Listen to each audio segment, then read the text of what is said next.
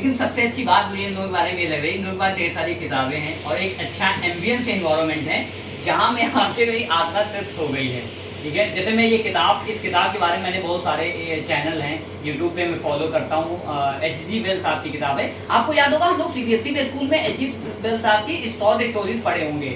ठीक है, इनकी एक बहुत फेमस बुक है जिन्होंने साइंटिफिक रेवोल्यूशन मतलब साइंटिफिक क्रिटिकल थिंकिंग में काफ़ी इंपॉर्टेंट रोल प्ले किया था, टाइम मशीन। देखो मैं ऑनेस्टली बता रहा हूँ, मैंने किताब पढ़ी नहीं बट सुना बहुत ज़्यादा है।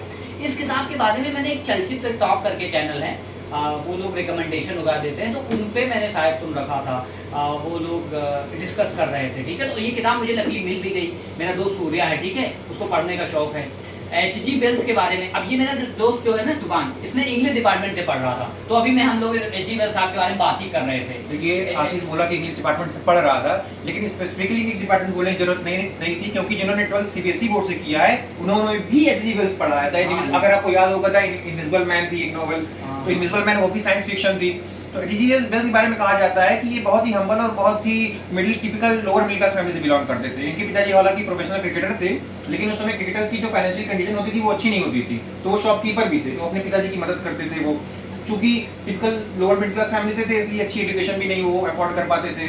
तो ये H.G. वेल्स जो थे वो उन्होंने अपना खुद ही लेबर का काम शुरू किया, डॉर्मेट्री में रहते थे, फिर मेहनत करते थे, बाद में कॉलेज ज्वाइन किए, उन्होंने साइंस स्ट्रीम लिया, चूंकि टिपिकल मिडिल क्लास फैमिली आपको लिटरेचर पढ़ने नहीं देती। हालांकि बचपन में जब वो अपने पिताजी के लिए काम करते थे तो कहानियां पढ़ते थे, नॉवेल्स पढ़ते थे, तो उनको इंटरेस्ट जागा था। लेकिन चूंकि वो साइंस फील्ड थे, इसलिए उन्होंने साइंस को ही अपने नॉवल में इन्वॉल्व कर दिया और ये फिर साइंस फिक्शन शुरू हो गया। और फादर भी कहा जाता है फादर ऑफ साइंस फिक्शन।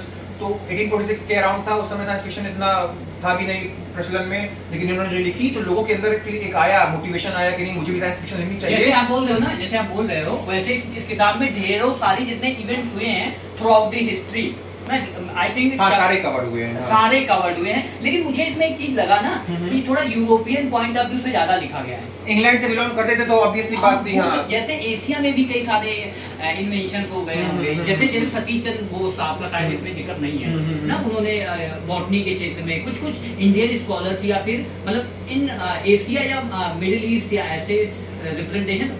मैं ये नहीं कहूंगा कि कॉलोनियल उतना मेरे पास वो नहीं है, लेकिन मैं ये कहूंगा कि H.G. वेल्स उन सारे कई करोड़ों लोगों के लिए प्रेरणा स्रोत है जो कि अपना पैशन फॉलो नहीं कर पाते, जैसे ये फॉलो नहीं कर पाए, फिर भी अपने क्षेत्र में रहते हुए उन्होंने अपने पैशन को फॉलो किया और वो साइंस फिक्शन लिखे, जो कि बहुत ही रिवॉल्यूशनरी, बहुत ही क्रांतिकारी साबित हुआ। ये तो है।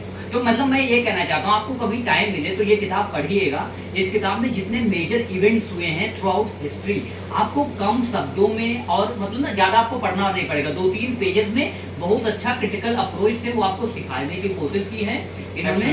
ठीक है, मतलब वर्ती है। I think with this book you guys should also mention the book of Homo sapiens. हाँ ये है, और युवाल नोएल हरारी साहब How can I forget this यार?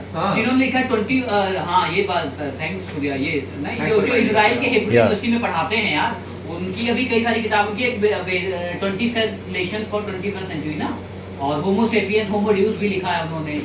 तो वो किताब जो हरारी साहब ने लिखी है ना, वो इनसे काफी इन्फ्लुएंस लगती है, क्योंकि वो हिस्ट्री में जा रहे हैं, साइंटिफिक मैनर वो उस एंगल से जा रहे हैं जिस एंगल से H.G. वेल्स साहब गए थे। क्योंकि हमारा दोस्त कानपुर से आया हुआ है, ज्यादा टाइम ना लेते हुए वीडियो को कंक्लूड करते हुए हम यही कहेंगे कि मेरे लिए तो कुछ नहीं आया, लेकिन मैं इस पे ये किताब गिफ्ट देना चाहूंगा। लो आशीष, थैंक यू।